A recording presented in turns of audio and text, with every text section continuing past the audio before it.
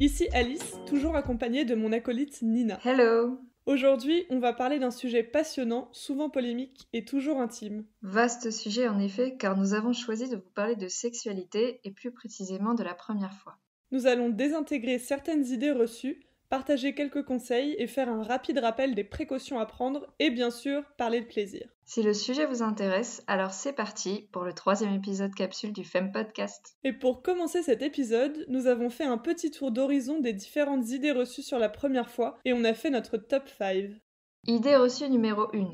Je dois le faire parce que je suis en couple et qu'il ou elle en a envie. Alors déjà, on n'a pas besoin d'être forcément en couple pour avoir des relations sexuelles. Ensuite, j'aimerais ajuster un peu l'équation il ou elle en a envie plus j'en ai envie égale relation sexuelle possible. C'est aussi important de garder en tête que l'envie peut se faire la malle en cours de route. Donc on peut très bien avoir envie au début et puis ça passe. Donc même si on a commencé, quand on n'a plus envie, on arrête ou on fait quelque chose dont on a vraiment envie. Et là, on aborde la notion de consentement mutuel. Ça signifie que toutes les personnes présentes sont d'accord pour commencer et pour continuer le rapport sexuel. Le consentement, c'est la clé de tout rapport sexuel. C'est vraiment le truc le plus important et on le dira jamais assez. Et le consentement doit être verbal, c'est-à-dire que vous devez dire à votre partenaire si vous avez envie ou non d'avoir un rapport, et votre partenaire doit vous le dire aussi. Parfois, on peut se dire « Oh, il ou elle a l'air d'avoir envie, donc c'est bon, on peut y aller ». Mais en fait, non.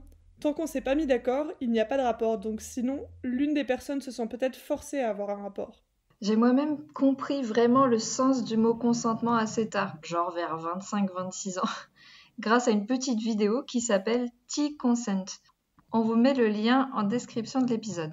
Cette version est en anglais sous-titré, mais si vous connaissez une version française, alors n'hésitez pas à partager. Oui, j'ai aussi découvert cette vidéo quand j'ai fait mon année d'échange universitaire aux États-Unis. Le jour de la rentrée, tous les nouveaux étudiants avaient dû la regarder en amphi, Ah, c'est et cool. j'ai vraiment trouvé ça génial. Alors, l'idée reçue numéro 2, c'est « Je dois le faire pour être adulte ». Aucune étude ne montre de lien direct ou indirect entre prendre du plaisir sexuellement avec d'autres personnes et passer d'un état adolescent à un état adulte. D'ailleurs, si quelqu'un sait ce que signifie être adulte, je suis preneuse. Personnellement, je pense que la sexualité, c'est un élément parmi d'autres dans la vie et pas du tout l'élément central. Donc, je suis libre d'avoir ou non des relations sexuelles sans que ça remette en cause qui je suis et le respect que l'on me doit. Si toi et ta ou tes partenaires avaient envie, alors let's go. Si t'as pas envie, bah tu le fais pas. Il vaut toujours mieux faire les choses quand on en a envie. Et dans cette catégorie-là, c'est encore plus vrai. Pendant longtemps, j'ai été angoissée par le fait de dire que j'avais pas envie. Mais maintenant, je sais qu'un rapport, quand on en a envie, c'est 1000 fois mieux. Et donc, je préfère avoir un rapport par mois où je prends mon pied que 10 ou plus où c'est moyen. Je suis tellement d'accord avec toi, Nina, t'as complètement raison. Là. Merci Alice. Ensuite, idée reçue numéro 3. La première fois, c'est quand il y a pénétration. En fait, on vous a un peu induit en erreur parce que l'unique première fois n'existe pas. En sexualité, il y a des tas de premières fois. Le premier bisou, la première caresse, les premiers mots d'amour au creux de l'oreille. Il y en a tellement qu'on peut pas les compter et en fait, le kiff, c'est de les vivre sur le moment. T'en penses quoi, Nina ? Je suis complètement d'accord. D'ailleurs, personne d'autre que celui ou celle avec qui vous avez une relation sexuelle n'a besoin de savoir ce qu'il se passe dans votre sexualité. Pour moi, chaque nouvelle personne, c'est une première fois. Nous sommes tous uniques et nous avons tous une personnalité et une sexualité qui nous appartient et qui n'appartient qu'à nous, même s'il n'est pas toujours évident de l'assumer. Alors là, je suis vraiment 100% d'accord avec toi. Et puis j'aimerais aussi ajouter qu'il n'y a pas forcément besoin de pénétration pour faire l'amour, entre guillemets. On peut tout aussi bien avoir des relations sexuelles parfaitement épanouissantes sans la classique pénétration vaginale par un pénis. Et d'ailleurs, selon plusieurs études sur l'orgasme, la pénétration vaginale seule, donc sans stimulation du clitoris, est la pratique sexuelle déclenchant le moins d'orgasmes chez une femme. Alors bon, cette idée reçue, pour moi, elle va direct à la poubelle. Claire. L'idée reçue numéro 4, c'est si je n'assure pas la première fois, c'est que je suis un mauvais coup. En suivant les scénarios des films porno, je suis sûre de ressentir et de procurer du plaisir. Le premier rapport sexuel, c'est pas toujours ce qu'on avait imaginé, genre braise, flamme, feu d'artifice et paillettes. Et c'est pas grave. On n'est pas des robots et on n'a pas à suivre une procédure toute rédigée à l'avance où on est censé faire tel truc dans tel ordre et ressentir telle émotion à 5 minutes 18 secondes ou à l'angoisse. Pour moi, le sexe, c'est proposer, essayer, se découvrir et découvrir l'autre. Car en fait, il n'y a qu'une seule façon de savoir vraiment ce qui fait plaisir à l'autre, et en plus ça coûte que dalle, c'est de lui demander, tout simplement. Ne laissez pas les films vous enfermer dans une vision du sexe qui, bien qu'en apparence débridée, vous enferme dans des schémas tout préconçus et donc adaptés à personne. Et puis en plus, c'est progressif en découvrant votre partenaire et en apprenant à mieux le ou la connaître, et à mieux vous connaître également vous-même, pour savoir ce que vous aimez tous les deux. En fait, vous allez prendre de plus en plus de plaisir. Alors, il n'y a pas de pression, prenez patience.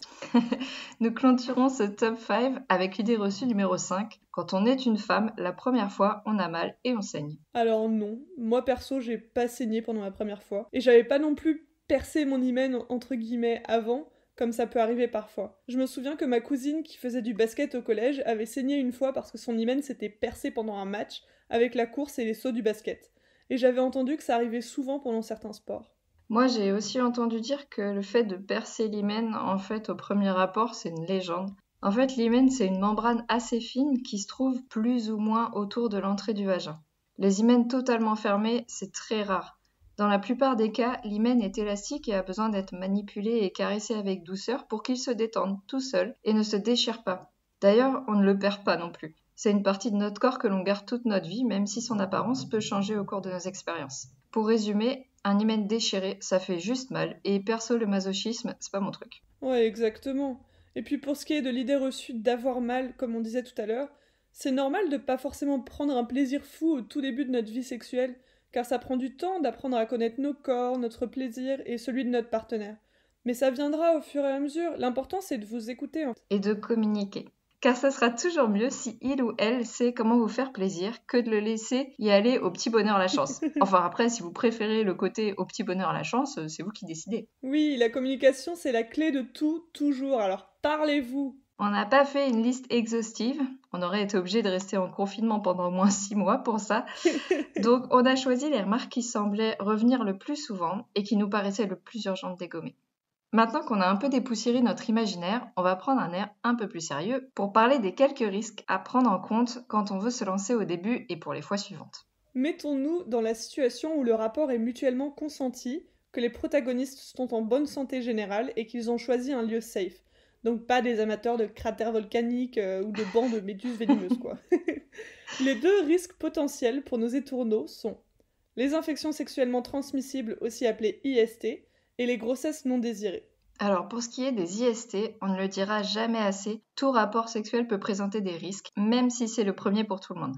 À moins d'avoir fait un test et que celui-ci soit négatif, il est possible d'être porteur même si on n'a pas de symptômes. Alors on se protège et on protège ses partenaires avec des préservatifs masculins ou féminins. Pour plus d'informations sur les IST et les moyens de s'en protéger, je vous recommande chaudement de faire un tour sur le site info-ist.fr que vous retrouverez dans la description de cet épisode. Et concernant les rapports entre des partenaires de sexe opposé, il y a aussi le risque de grossesse non désirée. Il est d'ailleurs possible de tomber enceinte même sans pénétration. Oh, comment c'est possible? En fait, il suffit que du sperme soit en contact avec l'entrée du vagin pour qu'une éventuelle fécondation ait lieu. C'est vrai que statistiquement parlant, il y a moins de possibilités de tomber enceinte sans pénétration vaginale, mais ça arrive. Donc, pour ne pas tomber enceinte lorsqu'on n'en a pas envie, il est nécessaire d'utiliser un ou plusieurs moyens de contraception. Sur le site choisirsacontraception.fr, vous pourrez trouver la liste des moyens contraceptifs ainsi qu'un questionnaire pour vous aider à trouver le moyen contraceptif qui vous convient le mieux. Et surtout, allez voir un ou une gynécologue en cabinet ou bien au planning familial où les rendez-vous sont gratuits. Vous pourrez y poser toutes vos questions et obtenir le moyen de contraception qui vous convient. Bon, je crois que côté conseil et préparation, on est bonne. Mais on n'a pas encore parlé du nerf de la guerre. Le pourquoi on choisit d'avoir des rapports sexuels. Bah ouais, pourquoi on se casse la tête avec ça, quoi. Pour le plaisir, bien sûr. On va donc parler de plaisir sexuel féminin et du pourquoi, du comment ça fonctionne physiologiquement parlant. Par exemple, on entend souvent parler de zones érogènes. En fait, ça représente les zones du corps qui peuvent procurer du plaisir si on les stimule par le toucher. Dans le corps, il y a plusieurs zones érogènes, certaines plus sensibles que d'autres et qui peuvent changer d'une personne à l'autre. Je ne sais pas si vous avez vu le film Intouchable avec Omar Sy et François Cluzet, mais dans ce film, le personnage de Philippe est très sensible des lobes d'oreille, alors que le personnage Driss n'y est pas vraiment sensible. En gros, c'est juste qu'on a chacun et chacune ses préférences. D'où aussi l'importance de se parler et de se dire ce qui nous fait du bien. Certaines zones sont quand même assez communes à une majorité de femmes car elles possèdent plus de terminaisons nerveuses, comme par exemple les organes génitaux ou la poitrine. Pour bien comprendre la chose, il est nécessaire de comprendre comment est fait le sexe féminin, et vu que c'est un podcast, on va essayer de vous expliquer ça avec des mots. Alors du coup, qu'est-ce qui fait qu'on éprouve du plaisir sexuel lorsqu'on est une femme, Nina ? Ce qui crée la sensation de plaisir, ce sont 3 hormones. Tout d'abord, la testostérone, aussi appelée hormone du désir, et qui se trouve aussi bien chez l'homme que chez la femme. Lorsque le désir monte, le corps produit aussi de la lulibérine. Cette deuxième hormone nous incite à chercher de plus en plus de contacts et de caresses. Lorsque le plaisir est très intense, la troisième hormone appelée endorphine est alors libérée. C'est ce qu'on appelle aussi l'orgasme. Ensuite, il faut savoir que nous, les femmes, on a un petit organe plutôt exceptionnel. C'est le seul organe du corps humain qui est uniquement dédié au plaisir, le clitoris. Il possède entre 8000 et 10 000 terminaisons nerveuses, là où le pénis en possède 6000 en tout et le gland du pénis tout seul entre 3000 et 4000. Pour avoir une petite idée, sur la pointe du doigt, on a 3000 terminaisons nerveuses. Ouais, ça fait beaucoup quand même. C'est énorme. Et si on veut comparer sur certains points avec le pénis c'est un organe érectile qui se gorge de sang lors de l'excitation et qui mesure en érection en moyenne entre 13 et 16 cm. Et le clitoris est aussi un organe érectile qui se gorge de sang lors de l'excitation. Il gonfle et il mesure en moyenne entre 11 et 13 cm. Donc vous voyez, en fait, c'est un peu pareil. Enfin, visuellement, c'est pas tout à fait la même chose. Oui, ça c'est parce que le clitoris est situé en très grande partie à l'intérieur et il englobe l'entrée du vagin. Cette partie interne est composée d'un corps avec 4 branches, les 2 piliers et les 2 bulbes vestibulaires. En plus de cette partie interne, il y a la partie externe qui est visible avec le gland du clitoris protégé par son capuchon. Le gland, c'est le petit bouton qui sort et qu'on peut voir juste au-dessus de la vulve et il mesure en moyenne entre 0,5 et 1 cm. La base du clitoris correspond à la zone G qui touche également les tissus nerveux du vagin et de l'urètre et qui peut provoquer du plaisir lorsqu'elle est stimulée. Cette zone est nommée selon le docteur Greffenberg, la gynécologue qui a compris son rôle. On entend aussi souvent parler que les femmes sont soit clitoridiennes, soit vaginales pour ce qui est des orgasmes. En fait, ça c'est vraiment un mythe. On est toutes clitoridiennes puisque c'est toujours le clitoris qui est stimulé. En l'occurrence, les piliers du clitoris ou les bulbes vestibulaires pour l'orgasme dit vaginal et le gland pour l'orgasme dit clitoridien. Donc en fait, il serait beaucoup plus cohérent de parler d'orgasme clitoridien par stimulation interne ou d'orgasme clitoridien par stimulation externe. D'ailleurs, il paraît que c'est pour cette raison que l'un des meilleurs moyens d'avoir un orgasme, c'est de stimuler la partie interne et externe en même temps. Là, c'est bingo. On touche toutes les parties du clitoris en même temps. Et oui, c'est exactement ça. Bon, on a essayé de décrire tout ça avec des mots, mais on vous conseille vraiment de faire un tour sur le compte Instagram @gangsduclito, car ils ont des schémas qui sont vraiment très bien faits du clitoris au repos et en érection, et qui vous permettront de mieux comprendre à quoi ça ressemble. D'ailleurs, Julia Pietri de @gangsduclito a écrit un livre, Le petit guide de la masturbation féminine, qui est vraiment très bien fait et que je vous recommande. Et pour en savoir plus sur le plaisir, vous pouvez aussi lire le livre Jouissance Club, une cartographie du plaisir par June Plat. Et voilà, notre épisode touche à sa fin. C'était dense et pourtant on est sûr qu'il y a plein de sujets passionnants dont on n'a pas parlé. Alors on vous laisse la parole en commentaire pour nous partager vos ressentis et vos idées. Et pour le prochain épisode capsule, nous avons choisi de faire un peu de fouille historique et on vous parlera de l'histoire des protections menstruelles et de leur évolution.